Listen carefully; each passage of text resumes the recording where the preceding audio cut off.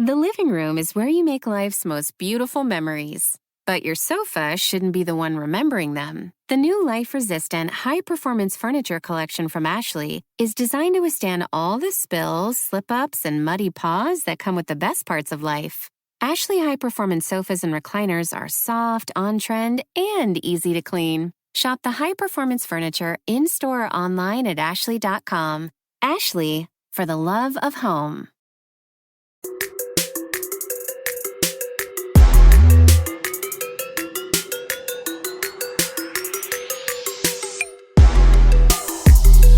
Welcome to another edition of Chargers Unleashed. Jake Hefner and Dan Wolkenstein here with you from the LA Football Network. If this is your first time tuning in this show, make sure to hit that like and subscribe button on YouTube. You can also follow us on Facebook, Twitter, Instagram, Spotify, and Apple Podcasts. Dan Wolkenstein, breathe it in. It feels good. Finally. Can you smell it in the air? We are back to Chargers football. Day one of training camp. Down in El Segundo at the Bolt. You knew the fans were going to be showing up for this one. Players back on the field. We're in the middle of drills.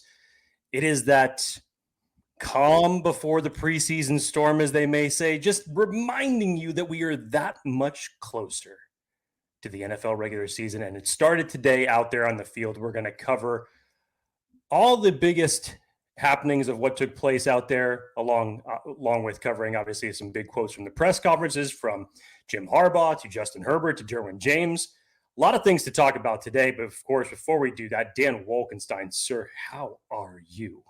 Oh, man, did it feel good to finally have training camp here. It's the dawn of a new era. You mentioned kind of the calm before the training camp storm. How apropos, we are the storm, they are the storm. The storm is coming. You can feel the storm. You see the lightning, feel the thunder, all of that stuff. We now get to see it. Justin Herbert in the golden jersey, Jim Harbaugh at the helm. Wearing football cleats. At the helm with football cleats. Wearing cleats. So much to discuss today. And I think, honestly, Jake, what's most exciting is that Chargers football is back. Yes. And we saw a lot of names, saw a lot of players there, some players who aren't there, which we'll get to as well. But I think we need to start this with just how refreshing this feels right now. And the temperature of the players and the coaching staff with the offseason is kind of turn the page, close the book. We're not reading that book from last year anymore. And boy, does this book read differently. And this first chapter starting today, must see. Before we get to all of that, Jake, let's quickly pay the bills. Talk about our friends. I want to remind everybody that Bet Online remains your number one source for all of your sports betting needs this season, from baseball, golf, soccer, right up to the top fights of the UFC and the MMA and boxing. Every stat, every matchup, and even live odds and spreads while the games are currently being played. When the game is over, head on over to the online casino, get on the game of blackjack, poker, or unwind with one of our 150 slot games. Head on over to the website today. That's betonline.ag to get in on the action. We use the promo code BELIEVE. That's BLEAV for your 50% free bet credit on your first deposit for up to $250. Bet Online. The game starts here. So let's start off with kind of the big rocks, and then we'll kind of go into all the details of the press conference and takeaways. Big rocks. Junior Colson had appendicitis and had an appendix procedure, and a quick Google search. I'm not a doctor, but it looks like it's a couple weeks thing. Nothing Everybody crazy. was Google searching recovery time from appendicitis when that news came down. Yes. So, is it ideal? No. Is it that crazy in terms of how much impact it has on the football side of things? Maybe a little bit. Other news, Cam Hart, rookie 5th-round pick, had an interception today. Tony Jefferson also had an interception. PBUs from all kinds of secondary players. Quentin Johnston getting praise and looking sharp to start off training camp. And Derwin James is feeling like he gets to think less and play physical in this new Jesse Minter defense. Jake, Like that. Training camp is underway. What were some of your biggest takeaways or things that you thought were most important from today? I mean, the trend that has taken place over the last number of years at Chargers training camp. And a lot of people, when they see this news, they kind of freak out and they think about it's like, wow, the defense was really dominant. What does that mean for the offense? No, it usually happens this way on the first day or even the first couple days of training camp, where the defense just comes out and has a great day. No, it does not mean that the offense is going to do poorly or anything like that. So it's nothing indicative of Justin Herbert and Greg Roman running this offense. Again, remind you guys, there's no pads on right now, but defensively, got to give some love to Cam Hart coming down with an interception. Obviously, there was in coverage from Jalen Johnson that he was on. That was a pass that was thrown by Easton Stick. Tony Jefferson, who just signed to the roster seemingly yesterday, gets an interception. Asante Samuel Jr. has a pass breakup deep in coverage on Cornelius Johnson. It was a great start for this defense. Denzel Perryman almost had a pass breakup over the middle. Could have came away with an interception. I believe he was actually. I could not tell from the actual footage. It looked like it was Donald Parham. It did. I thought it was Donald Parham as well. I just wanted to make sure. But the defense normally comes out hot on day one. And just, again, think about this for a second. As Dan mentioned a second ago, we're not reading that book anymore. That book was 2 years overdue, should have been returned to the librry a long time ago. Burned in the trash can. Whatever it is, the sports almanac that was burned in the yeah. it's done with. It's gone. You're not seeing that anymore. This is a new book. There's new people reading it. There's new people teaching it. And you have to be excited about it. So early days, obviously, day one of training camp. I don't think there's anything to be worried about. Justin Herbert in the clips that was shown today looked sharp, and someone's been hitting the gym in the offseason. Whoa. Yep. Justin Herbert looked like he was about ready to pop out of that yellow jersey today. Yes. Yeah. And that theme, I think, holds true for a few players. We'll talk about Quentin Johnston, some of the remarks that we heard from some of his teammates, as well as his coach, about how much stronger he's gotten this offseason. But you mentioned the defense, Jake, and the secondary specifically. They started to get heated up. And Derwin James talked about them kind of bringing the juice, and he was still kind of coming down from it when he had his press conference. But I thought this was interesting, and this speaks to the immediate change of the guard. They were bringing it, right? And you mentioned no pads. Jim Harbaugh talked about this afterwards. If you notice, for folks out there, the interception from Cam Hart is out there on social media. You can see the video. Great interception. But Jim Harbaugh talked about afterwards that there were some tempo violations towards the end of practice. And essentially what Jim Harbaugh was referring to, we talked about it in his press conference, we'll get to in a second. But basically, when there are no pads on, this coaching staff and Jim Harbaugh does not want these players jumping, diving for catches without pads. He doesn't want these receivers playing through the body or the corners playing through the body, no tackling. And while the Cam Hart interception was awesome, Jim Harbaugh understands the assignment here and getting these guys as healthy as possible for week one. And so while the interception was good, he said it's a vote of confidence to the team of like, whoa, you got to settle down. This team is amped up. And when we talked to Lohi Gilman at the Paradise Point, he talked about how hungry they are and kind of that chip on their shoulder from a year ago and what they have to prove. The secondary brought it today, and Derwin James alluded to it. But there's a time and a place. You got to play smart. And so those tempo violations and playing under control and playing the right way at the right times is important. And Jim Harbaugh went into a ton of detail about, when you have guys going up in the air and there's either two guys going up, that's four legs going down, there's so much potential for injury and you don't want to do that. And he has, Jim Harbaugh, analogies galore, talks about the plane taking off and talking about gliding and talking about giving birth and a new air, they're all there, right? But day one, you get some of the kinks out real quick. They got to play smart. And so while everybody is competitive and they got roster spots up for grabs, let's stay healthy. And I stand corrected, Dan. The pass breakup, Asante Samuel Jr. actually had two of them. I believe the one that was downfield, the one that was being replayed the most, I thought it was Cornelius Johnson initially. I believe it was actually, I think it's now being reported that it was Brendan Rice that was on.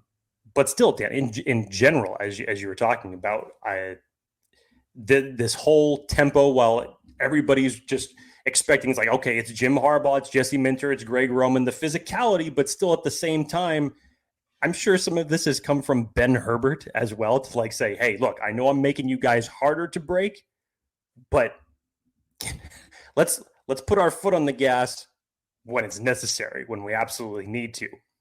Yeah. Harder to break, but don't tempt fate. Exactly. You don't want to do that. And the Chargers have done that plenty of times in off seasons past, and we'd never like to revisit those type of days. So God forbid you would have one of those moments right now.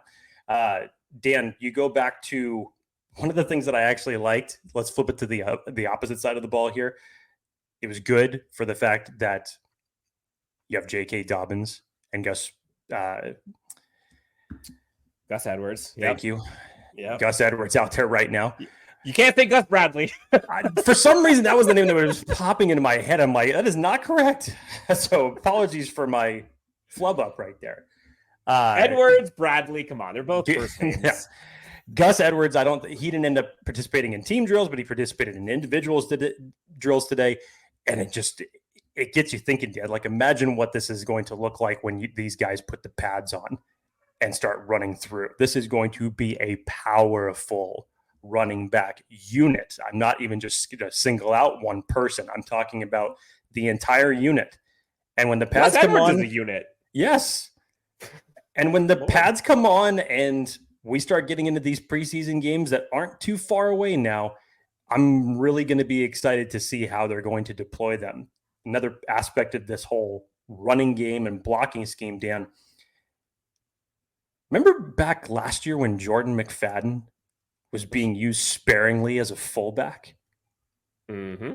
Well, apparently Jim Harbaugh and company took wind of that and are keeping that trend going today, because not only were they moving Jordan McFadden around the second string offensive line, they were putting him at tight end, and they were putting him in as fullback in jumbo packages.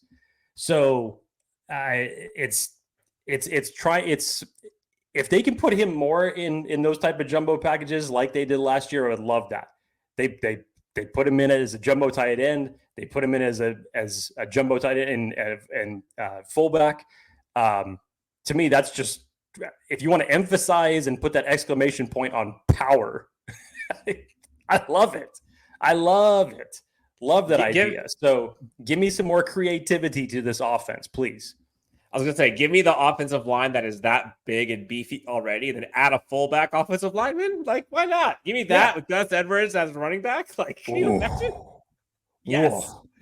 Will Dissly as your tight end blocking. I mean, good Lord. Could you imagine? I mean, they're going forward. They're not going backwards. They're going to move. They're going to move some people. They are going to move some people. Last year, the Chargers couldn't move anybody. They're going to be able to move some people if they can carry this out properly. And you know who has been moving some people in terms of how they handled the offseason and what they're looking like so far in training camp early is Quentin Johnston. And a lot of fans, rightfully so, have a lot of questions about Quentin Johnston and his ability and his role on this team, and if he can, quote unquote, bounce back from the rookie season he had. And we've heard nothing but good and praise from this coaching staff leading up to today.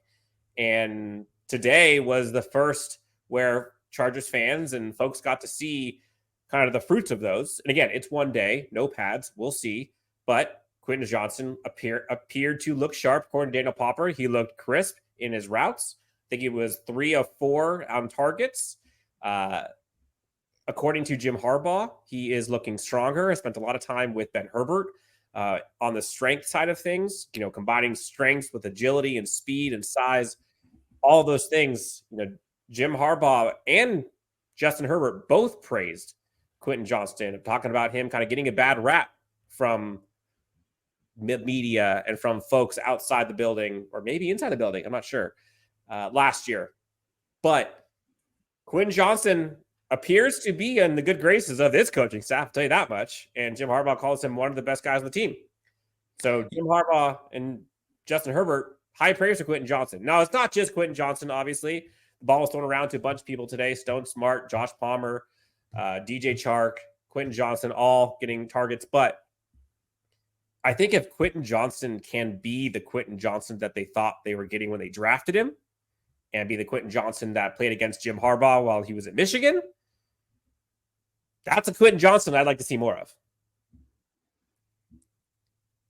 When we talked about this, Dan, earlier in the week, the whole idea, from Daniel Popper's article that came about him essentially being wide receiver 4 and people taking that as a negative for Quentin Johnston. In reality, it's just, again, you look at Joshua Palmer, you look at Ladd McConkey, and you look at DJ Chark. To me, they have the 3 receiver set that they know as of today. Does not mean that anything cannot change. But that's the 3 receiver set that that's starting right now. 2 of those wide receivers have built up so much rapport with Justin Herbert. One exclusively to the best usage of him where he can be utilized in this offense, and DJ Chark, he's going to be your X receiver. That's where he makes his money. You still need some development with Quentin Johnston. When we talked about the comments from Sanjay Lal when he was mentioning Quentin Johnston's rookie year, when they were talking during minicamp a few months ago. And then even Quentin Johnston himself being humble enough to accept what took place. Like I told you, I think that they watched last year's film one time and they will never watch it again. Jim Harbaugh knows what Quentin Johnston is capable of. Fiesta Bowl. He said even today during his press conferences, he still has bruises from that game about what Quentin Johnston did to him in that game. So whether it's wide receiver 4 right now, I don't really care. I'm not looking at the wide receiver rankings at this point in time to mean something indicative of where Quentin Johnston is. If he needs this time to develop during this portion of training camp to gear up for a better season for himself, so be it. So be it. I'm totally fine with that. But apparently today he was looking better. He was creating better separation between him and the DBs. And that's what you need out of him. He was never really that type of a big-time separator guy coming out of college, only when it came to certain things that he was able to do, whether it was just straight out running them. He needs to develop more to his game, and I think that's what this Chargers team wants of him. They're going to build him up in a new image, but in what accentuates the strengths of what he does well for this team. So it's a great first step for Quentin Johnston. I'm excited to see how this is going to progress over the next few weeks. Him by being wide receiver 4, wide receiver 5, whatever you want to call it at this point in time, fine. Good. I guarantee you it's not going to matter come Sundays because they will figure out ways to utilize him. Yeah, I'm with you. A couple other quick notes before we get to the press conference takeaways. Interior defensive line, Jake, looks like Scott Matlock and Poona Ford are the starters as of right now. Deion Henley and Denzel Perryman, with Junior Colts we mentioned out, the starting middle linebackers. Jazir Taylor, Asante Samuel Jr., and Christian Fulton, starting corners. Jazir Taylor obviously in the slot. Joe Alt, of course, right tackle. Trey Pipkins, right guard. Nothing's changed there. It was good. You mentioned it was good to see Dobbins and Edwards. I was in it. It's good to see Dobbins and Edwards. Appreciate you trying to cover for me on that one. Together there. And Jim Harbaugh alluded to or said that he went through an off-season surgery. Gus Edwards did. And so has that runway that they're trying to get him before he can take off. So letting him into the wild, so to speak, slowly but surely. But that kind of does it for the takeaway component of the things on the field. Anything else from you, Jake, before we get to the podium stuff? Yeah, I'm going to be interested to see how that interior defensive line shakes out because it didn't look like Justin Ebogbe was with the second stringers. That was Christopher Hinton and Morgan Fox in terms of your interior defensive linemen behind Poona Ford and Scott Matlock.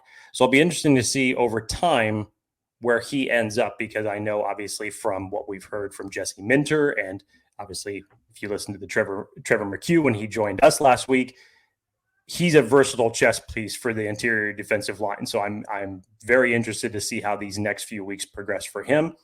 Outside of that, hey, sounded like a pretty damn good practice to start off training camp for the Chargers. Yeah, shout out to the beat writers there in person. Chris Rim from ESPN, The Athletics, Daniel Popper, of course, and Eric Smith from the Chargers, all putting out stuff to help us with recaps and help us figure out what's going on there. The eyes and ears at the scene, which we will be doing our own here in a few short days. Jake, press conferences from the three leaders of this team. Jim Harbaugh, of course, at the helm, and then Derwin James and Justin Herbert after him. Jake, let's start with Jim Harbaugh. And, you mentioned the cleats. He comes off right off the practice and walks in, strolls in, talking about how this training camp feels like, coming out of the womb. It's a new life. It's a new place. And, we all know we were going to get Jim Harbaugh isms, but he is not disappointing. Jim Harbaugh is a character, and everyone loves him, and everyone respects and praises him. But it's just, again, I go back to that refreshing component. It's just a different vibe. It is a different vibe, and a lot of players talked about it, literally about the different vibe, which we'll get to at Derwin James here in a second. But a couple takeaways I had from Jim Harbaugh, Jake. The notes he had about Greg Roman. He was asked about kind of what it's like working with him. And basically he says, to give him the highest compliment possible, he's just a football coach. He's a football guy, sees him as an elite chess player type with his ability to think so many steps ahead. And he calls him a master class when it comes to football. On the Cam Hart interception, how Cam Hart's been looking, loves his length, his instincts, feels like he's strong, compared him to a little bit like Derwin James, and says he has an ability to go a long way in the NFL. And on Quentin Johnston, again, I mentioned before, he said he felt like he had a bad rap, but he sees him as big, fast, strong, and he's getting stronger, which I think was the biggest part for him. But he's been nothing but happy with Quentin Johnston. And again, he says one of our top guys right now. And then a couple other things. Loves Josh Palmer. Already a go-to guy for him. Mentioned how good he was the offseason. Don't how much sleep trust on he Josh had Palmer. in the team. Mentioned how much trust he has in the training staff. Shout out to Marco Zucconi, I believe is his name, for the athletic training staff being as impressive as they are. It's not that coaches in the past haven't stood up for their players, because they have, but it feels different. It feels different with Jim Harbaugh, would you say? I mean, it depends on who you're asking, because it's funny, when you say it feels different. For example, Trevor McHugh retweets his quote when he's talking about it feels like Christmas Day. You're coming out of the womb, day one. And Trevor McHugh says, that's the same guy that I've been familiar with for 10 years.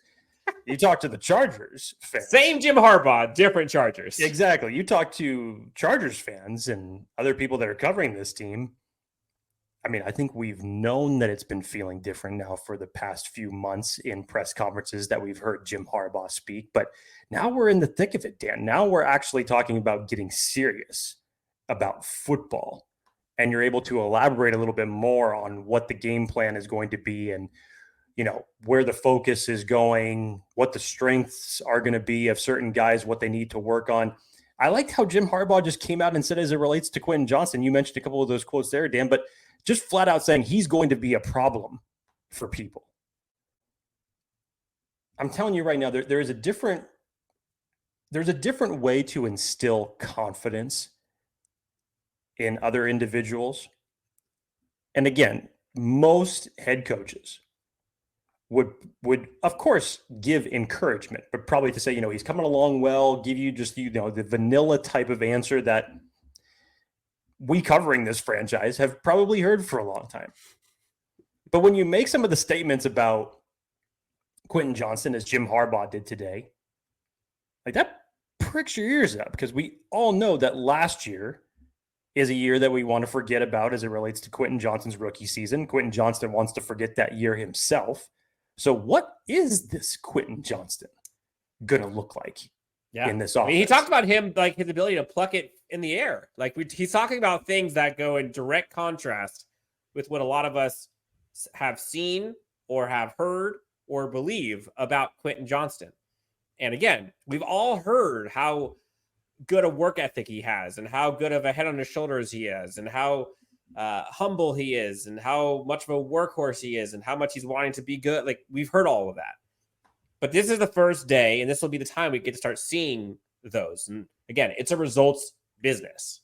And there were times, I remember last year, there were times early on training camp where the Chargers put out videos of him saying, "Oh, I thought he couldn't catch," because he, plucked the ball out of the air on I think it was like a fade touchdown grab. Single highlights here and there. That's not what is going to make or break Quentin Johnston. It's going to be when the games start. Yeah, but you piggyback that off of what Justin Herbert said just a few moments later when he said he's come back this year with great effort, great attitude, a great guy to be around, great locker room guy. We're expecting big things from him this year. It all starts with Quentin Johnston, obviously. Yep. How does he come back to attack everything that was said about him last year? And it's encouraging so far. It is. And then when you get to the rest of the press conferences, Derwin James got to speak the press conference. And I don't know about you, Jake, but Derwin James is, especially in front of the cameras, he doesn't really say much. He usually gives pretty short answers. And he is definitely an emotional player and person. I don't remember seeing Derwin James smile this much at a press conference. Literally, I don't want to say ever, but I can't remember the last time I've seen him look this happy. And talk about refreshed. He talked about kind of this being a new day and doesn't want to ever talk about the years past, doesn't want to talk about last year anymore. He's over it. And it was a very stark and different Derwin James. And he talked about being able to feel the different vibe and energy, talk about the juice that was out there today and how motivated he and the defense was coming off of last year. And also gave praise to his head coach about the contagious leadership and energy he brings to this team. The part that I thought was most impactful from Derwin James, when he was asked about his comfortability in Jesse Minter's defense, his answer to this I thought was telling. Quote, "I'm able to play fast and physical and not think as much," end quote. He went on to talk about it being because of the meeting room structure, Jesse Minter's defense of teaching, scheme structure, and Jesse Minter's constant reminder to Derwin James that he is Derwin James. And seeing Derwin talk about this specific part and him grinning ear to ear about being able to play and think less and all, it gave me kind of goosebumps thinking about what could be with Derwin James, maybe playing a little bit less of a role. Not that he's less impactful, but less roles on this team day within game to game. So Derwin James getting to think less, that was the part to me that was big. The stacking of bricks that Jesse Minter has done by telling us exactly what he wanted to do for one of his focal points on defense was to get Derwin James back into 2018 form. And just think about that for a second. 2018 Derwin James Derwin is basically a rookie. Think about all the knowledge that Derwin has acquired since then. And you mean to tell me that you're going to try to get him back to that? Jesse Minter, again, as Dan said, reminding him, let's get you back to being one of the best safeties in the league. We've all talked about for so many years now, whether it was in a Gus Bradley scheme or a Brandon Staley scheme, that the focal point we knew, the ultimate chess piece, was Derwin James.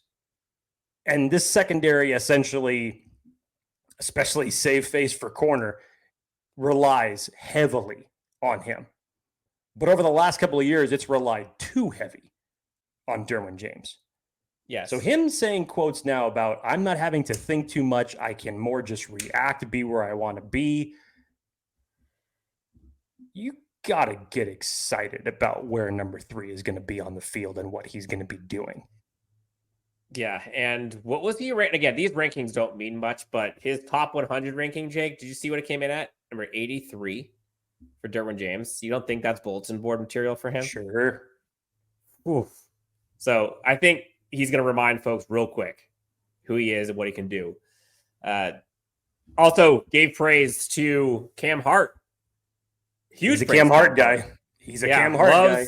Loves Cam Hart. Quote, I love Cam Hart. I'm a big Cam Hart fan. Looks like a basketball player. The sky is the limit for him. Cam Hart today, you got praise from Jim Harbaugh, got praise from Derwin James, talking about his length, his size, his instincts, his ability to close. Talk about kind of that freakish athleticism. The sky's the limit. Him being a good player for a long time. Again, that gets you excited. And the Chargers need that in a developing corner. And again, we talked about him being the steal in the 5th round. I was freaking out. I'm not gonna lie. I was freaking out because I was just going to transition this to you because you've been saying the one thing that is bothering you the most, even still as we are doing this show and probably still will for the next few weeks, is the secondary depth. Yep. And on top of that, Christian Fulton had himself a pass breakup today. And now you hear the lauding for Cam Hart and how they feel about him and him coming down with an interception. So it's a good start for one of the bigger or one of the units that has one of the bigger question marks surrounding it. Because to Dan's point, it's a valid reason to be somewhat concerned. But if there's no proven entity on this secondary cornerback room specifically. It's all based on potential and prior experience, not in the NFL, really. To keep your sanity, Dan, you may have to go back and have that Steve Clinkscale press conference on repeat on loop so you can sleep at night. I know. And you know what it is? Jake, is, we talked about, I think what I've really liked about this coaching staff and Joe Hortiz specifically, this is a side tangent for a second, but they've brought in contingency plans for everything. And I think that's what is a little alarming and concerning to me is this is one of the few areas that they don't really have contingency plans on. The wide receiver room, they brought in a bunch. Linebacker, they brought in a bunch. I'd probably say interior defensive line and corner are the two that I'm concerned about. Maybe, I guess, backup center, but there's some options there. But everything else, they have stuff where if the hope and potential doesn't add up, they've got guys ready to go. If Cam Hart and Christian Fulton or Jazir Taylor, who, again, I don't know how great he's looked, but Tarheeb still, these are all hope and potential. If they don't go, it's going down quick. So that's why I get concerned, because there is no contingency plans with those players. But again, I digress. You're right. Great day for the corners and secondary so far. They brought the juice today. Hopefully it stays. I would love to be wrong. Trust me, I would love to be wrong and see these guys do great. I just don't know if it's worth the risk if they're not. But I digress. Talked about, you mentioned a lot this offseason, the versatility that Steve Clinkscale is asking of these guys. And Derwin James alluded to it too, talking about how the corners and safeties are both playing different and the same roles interchangeably because they're learning all the different roles because they don't know what their defensive pairings are going to be yet, what the best pairings are for individual matchups. Great. Yes, please. Give me that. Why not? Why not? It sounded like today, probably what you thought. It was Asante Samuel Jr., Christian Fulton, Jazir Taylor as in your nickel package, that was your starting cornerback trio. But again, that quote from Steve Clinkscale just still resonates with me in terms of how this secondary is going to be moved around, utilized, play to their strength. I will keep saying that message because it goes from Jim Harbaugh down to the rest of all the assistant coaches in terms of what they want to do for each one of their player groups. And yeah, you have to be excited about it, Dan. Now, I was going to say this a second ago when you were talking about, strictly relying on this secondary, on hope and this and that and the other. It's and not to say that that's not an invalid reason to have concern, because I fully understand it. But remember, the Chargers have had some big name free agents flame out and other guys that have had great Fair. seasons and then disappeared for others. And sometimes you've even said this on the show, Dan. They went the way of swinging for the fences in free agency, and look where that got them. I'm not saying swing for the fences. No. I'm not saying that you're saying that either. I'm just saying there's that phrase called young and hungry. Mm-hmm. And all it takes is the right type of catalyst to get it to work properly. So I'm not here to toot the horn of the secondary and say we should all have these giant expectations for these group of guys. But at the same time, we've all said that coaching, especially for this team, has been a huge X factor on the difference between winning and losing games.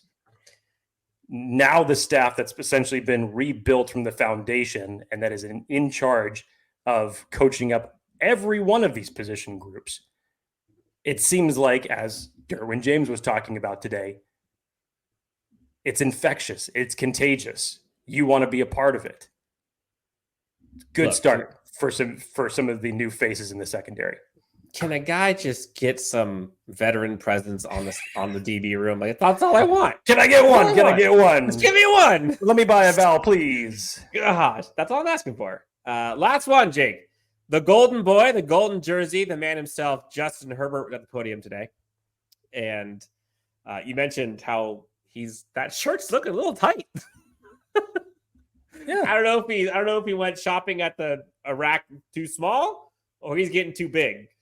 I'm kidding. He fits great in that jersey. He definitely has put on weight and muscle since the last time we've seen him. I think there are some side-by-sides out there on Twitter of him before and after.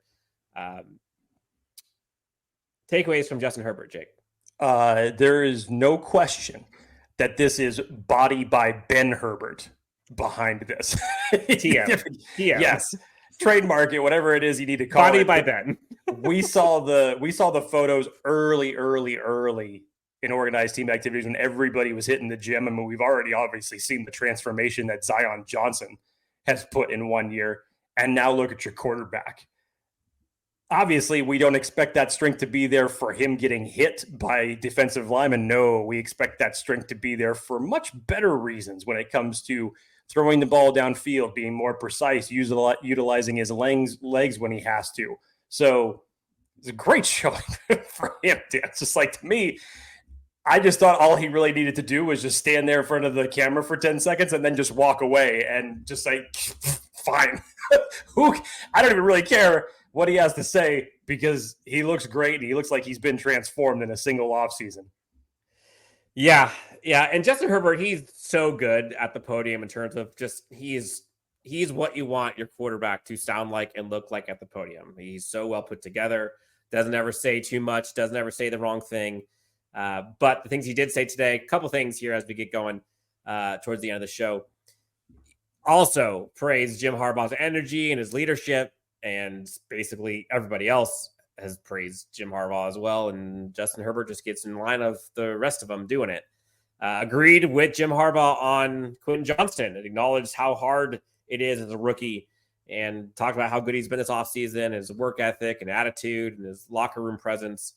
A couple of things that he mentioned about the coaching staff. He was asked about Greg Roman, and he talked about how much he's learned from him and how smart of a coach he is and how intertwined Greg Roman is in all areas of the meeting rooms, both run and pass.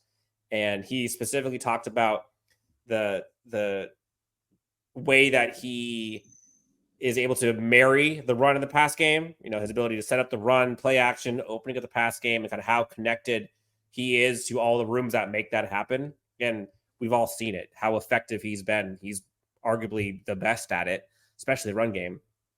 So the part that I liked about Justin Herbert, though, Jake, was he was asked about the brain trust and how important that has been for him and how much influence it has been. And you and I, Jake, have talked about the importance of the brain trust and how big this coaching staff is and the benefits that it brings.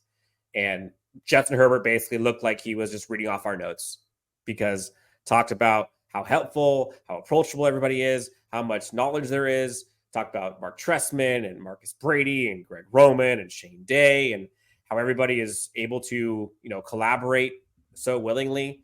And I don't think people talk about this enough.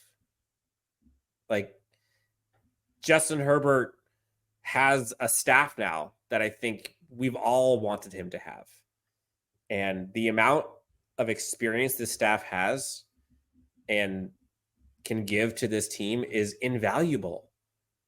And it's, again, another stark contrast of this regime versus previous regimes and the types of coaching generally, and there's always going to be exceptions, but generally the type of staff that's coming in, new up and comers, first timers, whatever they are, versus established veteran, sprinkle in some of those new coaches, but it's a mixture.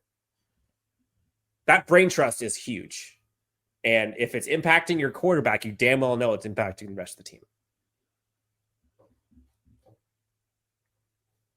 I was trying to remember, Dan, who it was that actually said it when you were talking. I mean, maybe it was even Trevor McHugh that had mentioned it. But again, the comparisons between when Brandon Staley left the Rams and came to the Chargers, there weren't a lot of, we thought, again, there was going to be this mass exodus, whether it was coaches or players alike that were going to follow him to play with this team.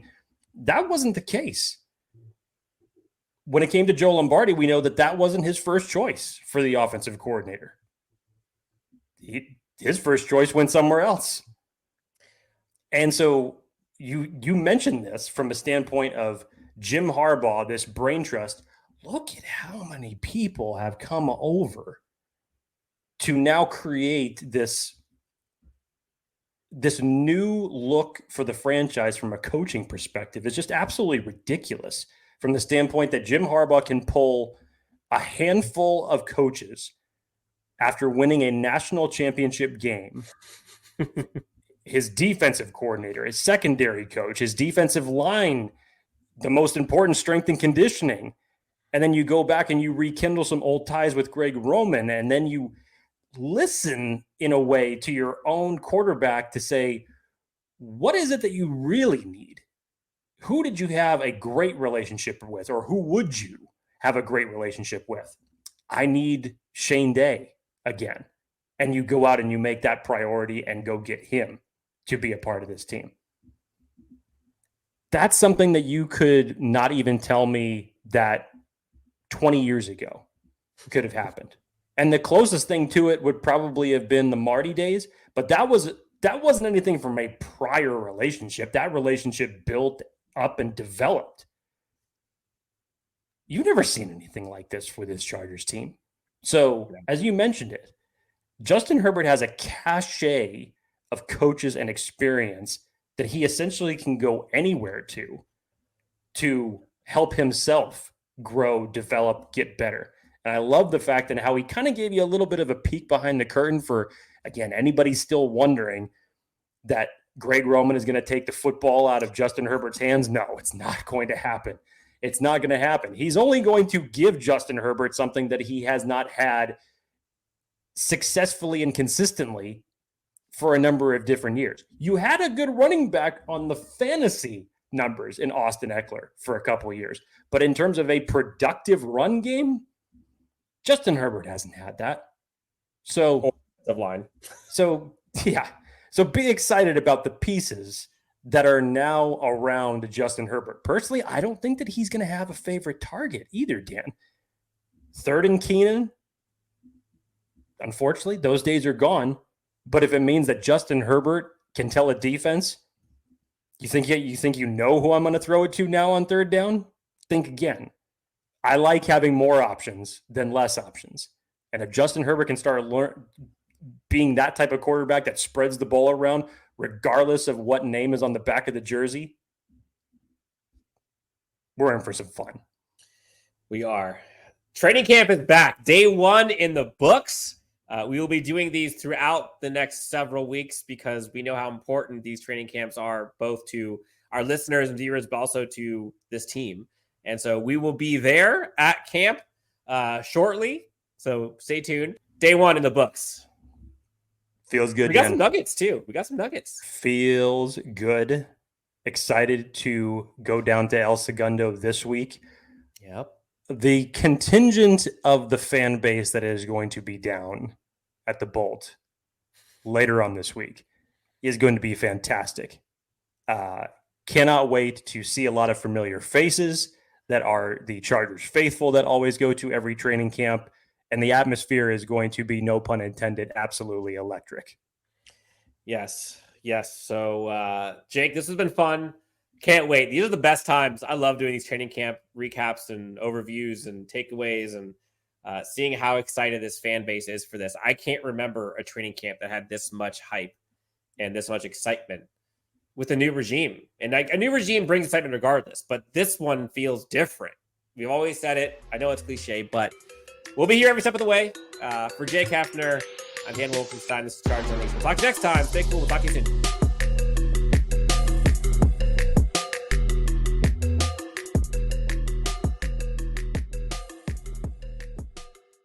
The living room is where you make life's most beautiful memories. But your sofa shouldn't be the one remembering them. The new life-resistant, high-performance furniture collection from Ashley is designed to withstand all the spills, slip-ups, and muddy paws that come with the best parts of life. Ashley high-performance sofas and recliners are soft, on-trend, and easy to clean. Shop the high-performance furniture in-store or online at ashley.com. Ashley, for the love of home.